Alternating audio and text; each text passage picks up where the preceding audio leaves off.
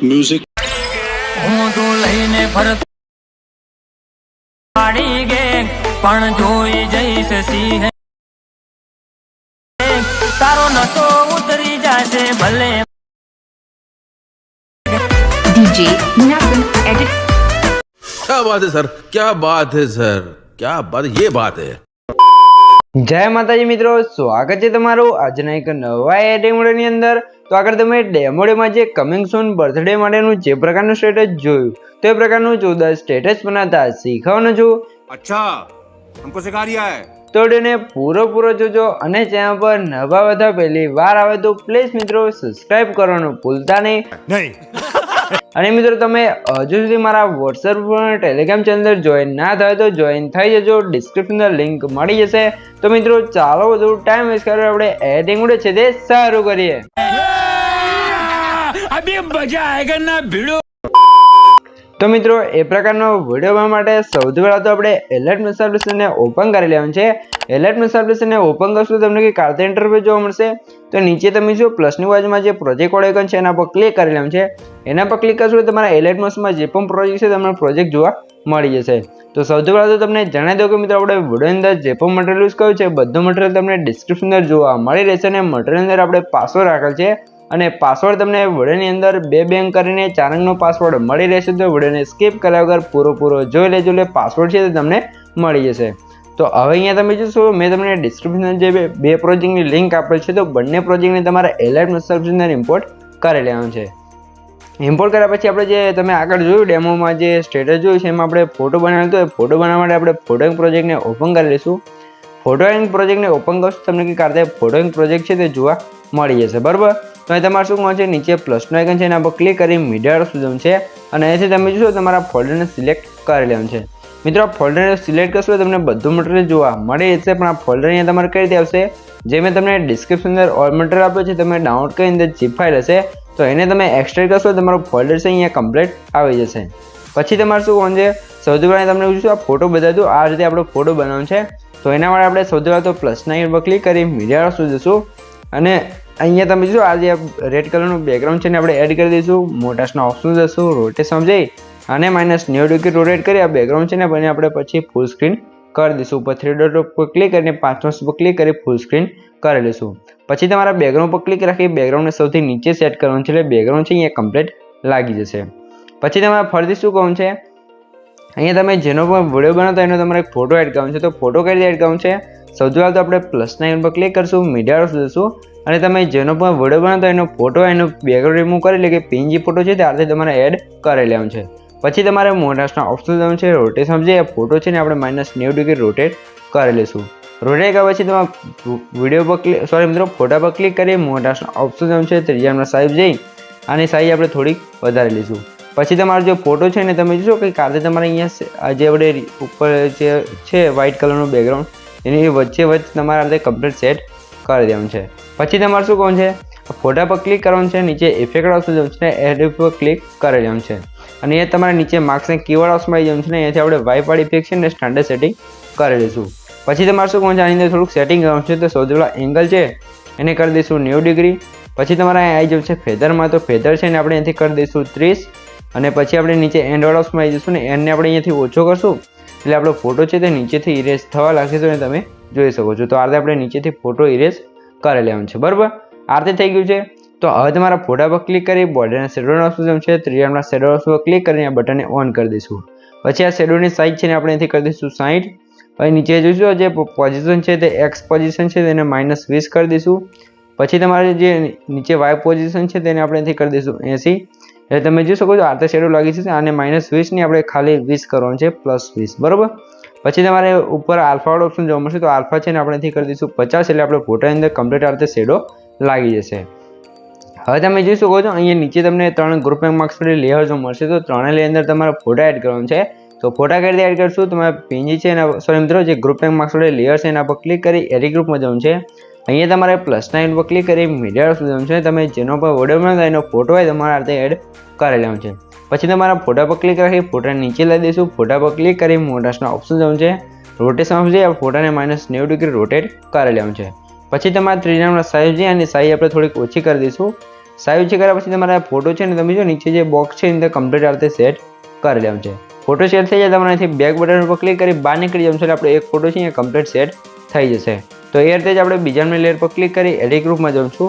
અહીંયા પણ આપણે પ્લસ સાઇન પર ક્લિક કરી મીડિયા જઈશું ને બીજો એક ફોટો છે ને આપણે એડ કરી દઈશું અને આ ફોટાને પણ આપણે નીચે લાવી દઈશું. હવે ફોટા પર ક્લિક કરી મોનાસના ઓપ્શન જવું છે. રોટેશન પછી આપણે પીએનજીને ફોટાને -90 રોટેટ કરી લઈશું. રોટેટ કર્યા પછી ત્રિજ્યામાં સાઈઝ અને સાઈઝ આપણે થોડીક ઓછી કરી અને આ ફોટો છે ને તમારે અહીંયા સેટ કરી લેવાનું છે. બરાબર, તો અહીંયા તમે જોઈ શકો છો. તો આથી તમારે સાઈઝ વધારે ઓછી કરી અને ફોટાને સેટ કરી બહાર નીકળી જવું છે. તો હવે આપણે આવી જઈશું ત્રીજાની લેયર પર ક્લિક કરીને એડિટ ગ્રુપમાં જઈશું. અહીંયા પણ આપણે એક ફોટો છે તે આપણો લઈ લઈશું. તમે જોઈ શકો છો. તો આપણે અહીંયા એક આ ફોટો છે એને લઈ લઈએ અને આ ફોટોને આપણે નીચે લઈ દઈશું. પછી તમારા ફોટા પર ક્લિક કરી મોટાસના ઓપ્શન જવું છે. રોટેશન છે આ ફોટાને -90 રોટેટ કરવાનું છે. ત્રીજાના સાઈઝ છે અને સાઈઝ આપણે થોડીક ઓછી કરી લેવાનું છે. સાઈઝ ઓછી કર્યા તો પહેલા પર ક્લિક કરી ફોટાની અહીંયા તમે જો બોક્સની અંદર કમ્પ્લીટ સેટ કરી અને પછી તમારે બહાર નીકળી જવાનું છે. એટલે આપણે ફોટો છે તે કમ્પ્લીટ ફોટો જે પોસ્ટર બનાવ્યું હતું જે ફ્રેમ બનાવેલી હતી એની કમ્પ્લીટ સેટ થઈ જશે. બરાબર, તો સૌથી પહેલાં તો તમને જણાવી દઉં કે મિત્રો આપણે પાસવર્ડ છે ને પહેલા બે આંકડા છે 22 તો નોટ કરી લેજો ને વિડીયોને સ્કીપ કર્યા વગર પૂરો જોઈ લેજો. એટલે આગળ પણ તમને બે આંકડા મળી રહેશે. અને મિત્રો તમે હજુ સુધી વિડીયોને લાઇક ના કરી તો લાઇક કરી દો અને ચેનલને સબસ્ક્રાઈબ ના કરી તો સબસ્ક્રાઈબ પણ કરી દેજો, કેમ કે તમારા માટે આટલી માહિતીને વિડીયો બનાવું છું તો તમે એક લાઇક અને એક સબસ્ક્રાઈબ તો કરી શકો છો. તો હવે તમારે શું કોણ છે, હવે તમારે નીચે +9 પર ક્લિક કરી મીડિયા સુધી છે અને અહીંયા મેં તમને શું આવશે તમને ટેક્સ્ટ પીએનજી બનાવવા આપેલ છે coming soon happy birthday MS ચાલા કરીને. બરાબર, તો આવું પીએનજી તમારે તમારા નામનું બનાવું તો તમારે શું કોણ છે સૌથી પહેલાં તો આપણે પીએનજીને સેટ કરી લઈએ પછી તમને આગળ જણાવી દઉં. તો મોટાસના ઓપ્શન આ રીતે સ્ક્રોલ કરી તમારા પીએનજીને આ રીતે બાજુમાં અહીંયા આ રીતે સેટ કરી દેવાનું છે. તમે જોઈ શકો છો. બરાબર, તો આ રીતે સેટ કરી લેવાનું છે. પછી તમારે શું કોણ છે પીએનજી કઈ રીતે બનાવવાનું છે તો સૌથી પહેલાં તમને જણાવી દઉં. તો સૌથી પહેલાં તમારે પિક્સેલ એપ એપ્લિકેશનની જરૂર પડશે. તો એની અંદર આપણે ફોટો આ ટેક્સ્ટ પીએનજી બનાવ્યું છે. તો પિક્સેલ એપ એપ્લિકેશનને ઓપન કરશું. પછી તમારે શું કહું છે આની PLP ફાઇલ છે તે મેં તમને ઓલ મટીરિયલમાં આપી છે, તમારે ડાઉનલોડ કરી લેવાનું છે ઓલ મટીરિયલ. અને પછી તમારે 3 ડોટ ઉપર ક્લિક કરી અહીંથી ઓપન PLP ફાઇલ ઉપર ક્લિક કરવાનું છે અને અહીંથી તમારા PLP ફાઇલ લખેલું છે એના પર ક્લિક કરીને અહીંયાથી તમારા ફાઇલ મેનેજરની અંદર આપણે જે ફોલ્ડર તમે ડાઉનલોડ કર્યું એની અંદર PLP આપેલ છે તો ત્યાંથી તમારે એડ કરી લેવાનું છે. ને પછી તમારે આ રીતે કંઈક PLP ફાઇલ આવી જશે. બરાબર, અને તમને PLP ફાઇલ એડ કરતા અથવા કોઈ પણ પ્રોબ્લેમ આવતો હોય તો યુટ્યુબમાં વિડીયો જોઈ લેજો, તમને ઘણા બધા વિડીયો છે તે જોવા મળી જશે. તો આ રીતે આપણે PLP ફાઇલ આપે છે તો અહીંયા તમે કોઈ પણ અહીંયા જો ઉપર લેયર ઉપર ક્લિક કરી બધી લેયરમાં જઈ અને તમે અહીંયાથી તમારું નામ લખી શકો છો આ રીતે. બરાબર, તો અહીંયા તમારી રીતે PNG બનાવી અને પછી અહીંયાથી સેવ કરી લેવાનું છે. તો હવે તમારે શું કહું છે આપણે જે ફોટો હતો એની અંદર આવી જશું અને અહીંયા તમારે શું કહું છે આ ફોટો આપણો કમ્પ્લીટ બને તૈયાર થઈ ગયો છે.